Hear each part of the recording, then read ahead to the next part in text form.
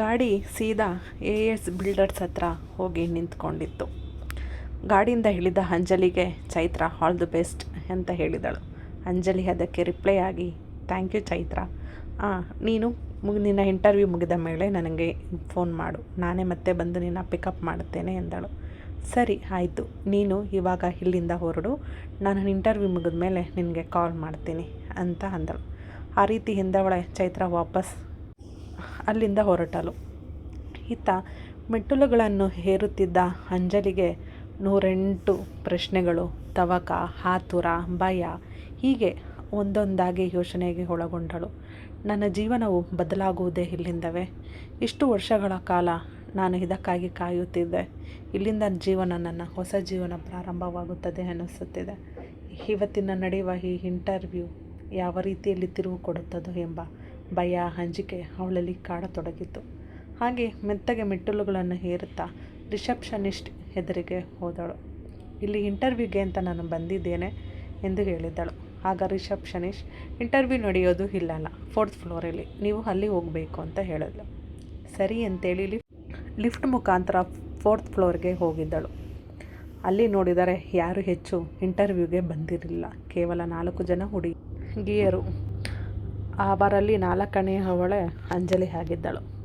ಮನಸ್ಸಿಗೆ ಒಂದು ರೀತಿ ಸಮಾಧಾನ. ಹಬ್ಬ, ಯಾರೂ ಇಲ್ಲ, ಇರೋದೇ 3 ಜನ, ನನ್ನನ್ನು ಸೇರಿಸಿ 4 ಜನ. ಹಾಗಾಗಿ ಯೋಚನೆ ಮಾಡುತ್ತಾ ಚೇರ್ ಮೇಲೆ ಕೂಡಿದ್ದಳು.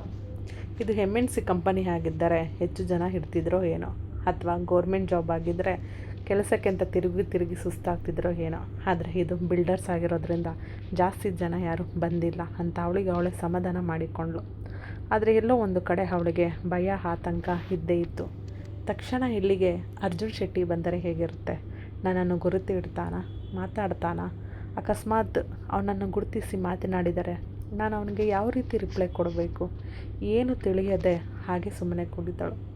ಹಾಗೆ ತನ್ನ ಹೈಸ್ಕೂಲಿನ ಹಳೆಯ ನೆನಪುಗಳನ್ನೆಲ್ಲ ಯೋಚಿಸುತ್ತಾ ಹಾಗೆ ಚೇರಿನೆಡೆ ಹೊರಗಿ ಕುಳಿತುಕೊಂಡಳು. ಒಂದೊಂದೇ ನೆನಪುಗಳು ಅವಳನ್ನು ಕಾಡತೊಡಗಿತು. ಚಿಕ್ಕ ವಯಸ್ಸಿನಲ್ಲಿ ಅರ್ಜುನ್ ಶೆಟ್ಟಿ ತಂದೆ ಮೇಸ್ತ್ರಿ ಕೆಲಸ ಮಾಡುತ್ತಿದ್ದರು. ಅವರ ಜೊತೆ ಇವನು ಕೂಡ ಕೆಲಸಕ್ಕೆ ಬರುತ್ತಿದ್ದ, ಇಟ್ಟಿಗೆಗಳನ್ನು ಹೊರುತ್ತಿದ್ದ. ನಾನು ಅಲ್ಲೇ ಪಕ್ಕದ ಏರಿಯಾದವಳ ಆಗಿದ್ದೆ. ಇವನು ಇಟ್ಟಿಗೆ ಹೊರುತ್ತಿದ್ದದ್ದನ್ನು ನೋಡಿ ಈ ಚಿಕ್ಕ ವಯಸ್ಸಿಗೆ ಎಷ್ಟೆಲ್ಲ ಕಷ್ಟಪಡುತ್ತಿದ್ದಾನೆ ಇವನು ಎಂದುಕೊಳ್ಳುತ್ತಿದ್ದೆ. ಹಾಗೆ ಒಂದು ದಿನ ನಮ್ಮಿಬ್ಬರ ನಡುವೆ ಸ್ನೇಹವಾಯಿತು. ಸ್ನೇಹ ಎಂದರೆ ಅದು ಪ್ರೀತಿಗೆ ತಿರುಗುತ್ತೇನೋ ಗೊತ್ತಿಲ್ಲ, ಏಕೆಂದರೆ ಅದು ತುಂಬ ಚಿಕ್ಕ ವಯಸ್ಸು. ಸ್ನೇಹನ ಪ್ರೀತಿನ ಅಂದು ತಿಳ್ಕೊಳ್ಳುವಷ್ಟು ಮೈಂಡ್ ಮೆಚೂರ್ಡ್ ಆಗಿರಲಿಲ್ಲ ಅನಿಸುತ್ತೆ. ಹೀಗೆ ಅವಳು ತುಂಬ ಯೋಚನೆ ಮಾಡತೊಡಗಿದಳು. ಅರ್ಜುನ್ ಶೆಟ್ಟಿಗೆ 3 ಜನ ಅಕ್ಕ ತಂಗಿಯರು, ಒಬ್ಬ ಅಣ್ಣ. ಎಲ್ಲದಕ್ಕಿಂತ ಕಿರಿಯ ವಯಸ್ಸುವನು, ಚಿಕ್ಕವನೇ ಇವನು. ಈ ಚಿಕ್ಕ ವಯಸ್ಸಿಗೆ ಈ ದೊಡ್ಡ ಬಿಲ್ಡರ್ಸ್ ಹೇಗಾದ, ಅವನು ಎಜುಕೇಷನ್ ಹೇಗೆ ಮಾಡ್ದ, ಹೀಗೆ ಇವನು ಮುಂದೆ ಬಂತ ನನಗೂ ನಿಜಕ್ಕೂ ಅರ್ಥ ಆಗಿಲ್ಲ. ಆದರೆ ಇವನನ್ನು ನ್ಯೂಸ್ ಪೇಪರಲ್ಲಿ ಮತ್ತು TV ನೋಡಿದಾಗ ಮಾತ್ರ ಗೊತ್ತಾಯಿತು. AS ಬಿಲ್ಡರ್ಸ್ ಅಂದರೆ ಇಡೀ ಬೆಂಗಳೂರಲ್ಲೇ ಹೆಸರುವಾಸಿ ಆಗಿದೆ. ಜನ ಈ ಬಿಲ್ಡರ್ಸ್ ಅವ್ರಿಗೆ ಕಾಂಟ್ರಾಕ್ಟ್ ಕೊಡೋದಕ್ಕೆ ಜನ ಕ್ಯೂ ನಿಂತಿರ್ತಾರೆ, ಅಷ್ಟು ಫೇಮಸ್ ಆಗಿದ್ದಾನೆ ಇವನು. ನೋಡೋಣ ಇವತ್ತಿನ ಇಂಟರ್ವ್ಯೂ ಹೇಗಿರುತ್ತೆ ಅಂತ ಯೋಚನೆ ಮಾಡುತ್ತಿದ್ದಳು. ಮತ್ತು ಸ್ಥಿರತೆಗೆ ಬಂದು ನಿಂತಳು. 4 ಜನ ಹುಡುಗಿಯರು ಕುಳಿತಿದ್ದಲ್ಲಿ ಒಬ್ಬ ವ್ಯಕ್ತಿ ನಡೆದುಕೊಂಡು ಬಂದ. ನೋಡಲಿಕ್ಕೆ ಎತ್ತರವಾಗಿ ಗುಂಗುರು ತಲೆಯವನಾಗಿದ್ದ. ವಿಚಿತ್ರವಾಗಿ ಒಳ್ಳೆ ಪಿಕ್ಚರಲ್ಲಿ ಬರುವಂತಹ ಕಾಮಿಡಿ ಥರ ಇದ್ದ ನೋಡಲಿಕ್ಕೆ. ಅವನ ಹೆಸರು ಸುಂದರರಾವ್ ಅಂತ ಹೇಳಿ. ಎಲ್ಲರೂ ಅವನನ್ನು ರಾವ್ ಎಂದು ಕರೆಯುತ್ತಿದ್ದರು. ಅರ್ಜುನ್ ಶೆಟ್ಟಿಯ ತುಂಬ ಆತ್ಮೀಯ ಗೆಳೆಯ ಅಂತಲೇ ಹೇಳ್ಬೋದು. ಯಾವುದೇ ನಿರ್ಧಾರ ತಗೋಬೇಕಾದರೂ ಇವನ ಮುಖಾಂತರನೇ ಆತ ನಿರ್ಧಾರಗಳನ್ನು ತೆಗೆದುಕೊಳ್ಳುತ್ತಿದ್ದ. ಆತವನು ಬಂದವನೇ, ನೀವು ಕೇವಲ 4 ಜನನ ಇಂಟರ್ವ್ಯೂಗೆ ಬಂದಿರೋದು ಅಂತ ಅಂದ. ಎಲ್ಲರೂ ಎದ್ದು ನಿಂತು ಹೌದು ಸರ್ ಅಂತ ಹೇಳಿದ್ವಿ. ಹಾಗೆ ಕಂಪನಿಯ ಮುಖ್ಯಸ್ಥರು ಒಳಗೆ ಕೂತಿದ್ದಾರೆ. ಅವರು ನಿಮ್ಮ 4 ಜನಗಳಲ್ಲಿ ಒಬ್ಬರನ್ನು ಮಾತ್ರ ಆಯ್ಕೆ ಮಾಡಿಕೊಳ್ಳುತ್ತಾರೆ. ಉಳಿದ 3 ಜನರು ವಾಪಸ್ ಹೋಗಬೇಕಾಗುತ್ತದೆ.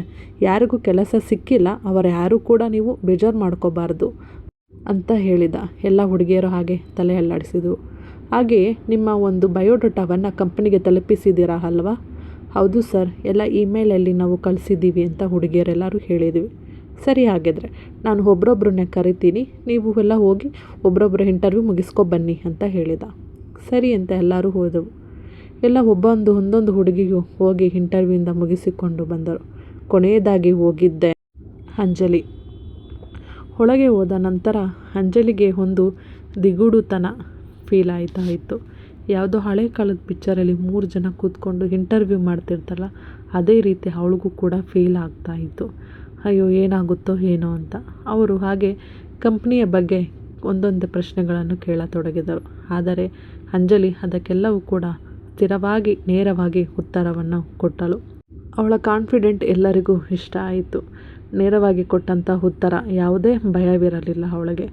ಸರಿ ಅಮ್ಮ, ನೀವು ಇಲ್ಲಿಂದ ಹೊರಡಿ.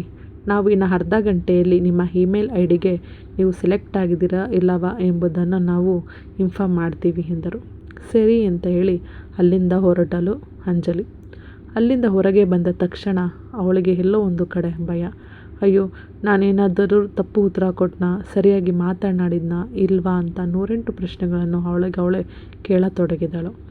ಅಷ್ಟರಲ್ಲಿ ಅವಳಿಗೆ ಚೈತ್ರ ಕಾಲ್ ಬಂತು. ಅಂಜಲಿ, ಎಲ್ಲಿದ್ಯಾ, ಮುಗಿದ್ಯಾ ನಿನ್ನ ಇಂಟರ್ವ್ಯೂ ಅಂತ ಕೇಳಿದಳು. ಹಾಂ, ಇವಾಗ ತಾನೇ ಜಸ್ಟ್ ಮುಗೀತು, ಹೊರಗೆ ಬಂದೆ, ಅಷ್ಟೊತ್ತಿಗೆ ನಿನ್ನ ಕಾಲ್ ಬಂತು ಅಂತ ಹೇಳಿದಳು ಅಂಜಲಿ. ಸರಿ, ಹಾಗಿದ್ರೆ ಬರಲಾ ನಾನು ನಿನ್ನ ಪಿಕಪ್ ಮಾಡಲಿಕ್ಕೆ ಅಂತ. ಸರಿ ಅಮ್ಮ, ಆಯಿತು ಬಾ, ಇಲ್ಲೇ ನಿನಗೋಸ್ಕರ ವೆಯ್ಟ್ ಮಾಡ್ತಾ ಇರ್ತೀನಿ. ಹಾಗೆ ಚೈತ್ರಗೋಸ್ಕರ ವೆಯ್ಟ್ ಮಾಡಿ ಕುಳಿತಿದ್ದ ಅಂಜಲಿಗೆ ಎಲ್ಲೋ ಒಂದು ಕಡೆ ಅನುಮಾನ.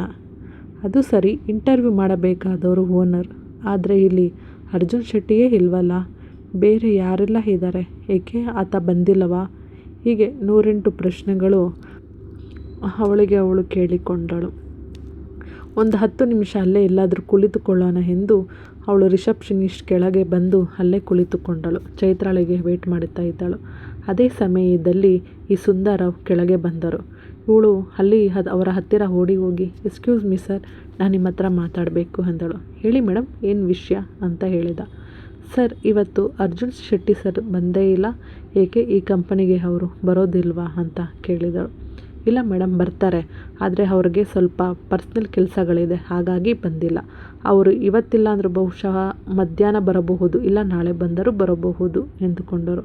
ಹೌದಾ, ಸರಿ ಸರ್ ಅಂದೆ. ಯಾಕೆ ಮೇಡಮ್, ಏನು ವಿಷಯ ಅಂದರೆ, ಇಲ್ಲ ಸರ್, ಅವರು ಇಂಟರ್ವ್ಯೂ ಮಾಡ್ತಾರೆ ಅಂದ್ಕೊಂಡಿದ್ದೆ, ಆದರೆ ಇಲ್ಲಿ ಕಂಪನಿಯ ಬೇರೆ ಮುಖ್ಯಸ್ಥರು ಇದ್ರಲ್ಲ, ಹಾಗೆ ಸುಮ್ಮನೆ ಜಸ್ಟ್ ಕೇಳಿದ್ದೆ. ಇಲ್ಲ ಮೇಡಮ್, ಇಂಟರ್ವ್ಯೂ ಯಾವತ್ತೂ ಸರ್ ಮಾಡುವುದಿಲ್ಲ, ಈ ಕಂಪನಿ ಮುಖ್ಯಸ್ಥರೇ ಮಾಡುವುದು ಎಂದು ಹೇಳಿ ಅಲ್ಲಿಂದ ಸುಂದರವ್ ಹೊರಟು ಹೋದರು. ಸ್ವಲ್ಪ ಹೊತ್ತಿಗೆ ಚೈತ್ರ ಅವಳನ್ನು ಹುಡುಕಿಕೊಂಡು ಸ್ಕೂಟಿಯಲ್ಲಿ ಬಂದಳು. ಅವಳನ್ನು ನೋಡಿದ್ದ ಇವಳು ಮೆಟ್ಟಿಲುಗಳು ಇಳಿದು ಕೆಳಗೆ ಹೋದಳು. ಏಯ್ ಅಂಜು, ಏನಾಯ್ತೆ ಇಂಟರ್ವ್ಯೂ ಅಂತ ಕೇಳಿದಳು. ಏನಿಲ್ಲ ಕಣೆ, ಇನ್ನು ಅರ್ಧ ಗಂಟೆಗೆ ಅವರು ಮೆಸೇಜ್ ಹಾಕ್ತಾರಂತೆ ಇಮೇಲಲ್ಲಿ ಅಂತ ಹೇಳಿದ್ದಾರೆ. ಓ ಹೌದಾ, ಸರಿ, ಹಾಗಿದ್ರೆ ಬಾ, ನಾವು ಇಲ್ಲೇ ಎಲ್ಲಾದರೂ ಹೋಗಿ ಗೋಲ್ಗುಪ್ಪ ತಿಂತಾ ಇರೋಣ, ಅಷ್ಟರೊಳಗಡೆ ಕಂಪ್ನಿಯಿಂದ ಏನಾಗುತ್ತೆ ಅಂತಲೂ ಗೊತ್ತಾಗುತ್ತೆ ಅಲ್ವಾ? ಸರಿ ಆಯಿತು, ಹಾಗೆ ಮಾಡೋಣ ನಡಿ ಅಂತ ಹೇಳಿ ಅವರಿಬ್ಬರು ಅಲ್ಲೇ ಹತ್ತಿರದಲ್ಲಿ ಗೋಲ್ಗುಪ್ಪ ತಿನ್ನಲಿಕ್ಕೆ ಹುಡುಕಿಕೊಂಡು ಹೋದರು. ಗೋಲ್ಗುಪ್ಪ ತಿನ್ನುವಾಗ ಚೈತ್ರ ಕೇಳಿದಳು, ಅಂಜು, ಇವತ್ತು ಏನಾಯಿತು ಇಂಟರ್ವ್ಯೂ? ಅರ್ಜುನ್ ಶೆಟ್ಟಿ ಇದ್ರಾ, ಅವರೇನ ಇಂಟರ್ವ್ಯೂ ಮಾಡಿದ್ದು ಅಂತ ಕೇಳಿದಳು. ಇಲ್ಲ ಕಣೆ, ಅವರಿರಲಿಲ್ಲ, ಯಾರು ಕಂಪ್ನಿ ಮುಖ್ಯಸ್ಥರಂತೆ, ಒಂದು 3 ಜನ ಇದ್ದರು. ಅವರು ನಾರ್ಮಲಾಗಿ ಕಂಪ್ನಿಯ ಬ್ಯಾಕ್ಗ್ರೌಂಡ್ ಯಾವ ಥರ ಶುರು ಆಯಿತು, ನಾವು ಯಾವ ಕ್ವಾಲಿಟಿಗಳು ಯೂಸ್ ಮಾಡ್ತಾಯಿದ್ದೀವಿ, ಕಂಪ್ನಿ ಬಗ್ಗೆ ಎಲ್ಲ ಕೇಳಿದ್ರು. ನಾನು ಅದ್ರ ಬಗ್ಗೆ ಎಲ್ಲ ನೇರವಾಗಿ ಉತ್ತರ ಕೊಟ್ಟಿದ್ದೀನಿ, ನೋಡಬೇಕು ಏನಾಗುತ್ತೆ ಅಂತ. ಅದು ಸರಿ, ಯಾಕೆ ಅರ್ಜುನ್ ಶೆಟ್ಟಿ ಮಾಡ್ತಾಯಿಲ್ಲ ಇಂಟರ್ವ್ಯೂ? ಗೊತ್ತಿಲ್ಲ ಕಣೆ, ನೀನು ಬರುವ ಸ್ವಲ್ಪ ಹೊತ್ತಿನ ಮುಂಚೆ ಆ ಸುಂದರವ್ ಅಂತ ಒಬ್ಬರು ಇದ್ದಾರೆ, ಅವರು ಅರ್ಜುನ್ ಶೆಟ್ಟಿಗೆ ತುಂಬಾ ಗೆಳೆಯ ಸ್ನೇಹಿತ ಕೂಡ. ಅವರು ಕೇಳಿದ್ದಕ್ಕೆ ಇಲ್ಲ ಮೇಡಮ್, ಕಂಪ್ನಿಯ ಮುಖ್ಯಸ್ಥರು ಮಾತ್ರ ಇದನ್ನು ಮಾಡೋದು ಅಂತ ಹೇಳಿದ್ರು. ಸರಿ ಅಂತೇಳಿ ನಾನು ಎಕ್ಸ್ಟ್ರಾ ಪ್ರಶ್ನೆ ಕೇಳಲಿಕ್ಕೆ ಹೋಗಲಿಲ್ಲ. ಸರಿ, ನೋಡೋಣ ಬಿಡು ಏನಾಗುತ್ತೆ. ಆದರೆ ಅವರು ನಾಳೆ ಅಂತ ಪಕ್ಕ ಬರ್ತಾರಂತೆ, ಅದಂತೂ ಖಚಿತವಾಗಿದೆ. ಹೌದಾ, ಅಕಸ್ಮಾತ್ ನೀನು ಇಂಟರ್ವ್ಯೂ ಸೆಲೆಕ್ಟ್ ಆಗಿಲ್ಲ ಅಂದರೆ ನೀನು ನಾಳೆಯಿಂದ ಬರಲ್ವೇ? ಒಳ್ಳೆಯದನ್ನು ಮಾತಾಡು ಮಾರಾಯಿತಿ, ಸೆಲೆಕ್ಟ್ ಆಗ್ತೀನಿ ಅಂತ ಧೈರ್ಯ ಕೊಡಬೇಕು. ಈ ಟೈಮಲ್ಲಿ ನೀನೇ ನನ್ನ ಕಾಳು ಎಳಿತೀಯಲ್ಲ.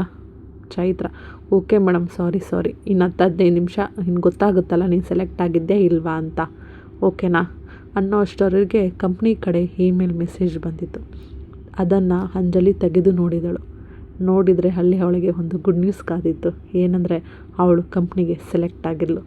ನಾಳೆಯಿಂದನೇ ಬಂದು ನೀವು ಕಂಪ್ನಿಗೆ ಜಾಯ್ನ್ ಆಗಿ ಅಂತ ಮೆಸೇಜ್ ಕೂಡ ಬಂದಿತ್ತು. ಅದನ್ನು ನೋಡಿದ ಅಂಜಲಿಗೆ ಏನು ಹೇಳಬೇಕು, ಏನು ಮಾಡಬೇಕು ಅನ್ನೋದೇ ಗೊತ್ತಿಲ್ಲ. ಅವಳ ಖುಷಿನ ತಡೆಯೋರೇ ಈ ಜಗತ್ತಿನಲ್ಲಿ ಇರಲಿಲ್ಲ ಅಂತಾಗಿತ್ತು. ಅಲ್ಲೇ ನಿಂತಿದ್ದಂಥ ಚೈತ್ರಂಗೆ, ಚೈತ್ರ ನಾನು ಸೆಲೆಕ್ಟ್ ಆಗಿಬಿಟ್ಟೆ ಕಣೆ, ಅಫ್ಕೋರ್ಸ್ ನನಗೆ ನಂಬಕ್ಕೆ ಆಗ್ತಾಯಿಲ್ಲ, I am so very happy, ನೋಡಿಲಿ ಕಂಪ್ನಿಯಿಂದ ನನಗೆ ಮೆಸೇಜ್ ಬಂದಿದೆ.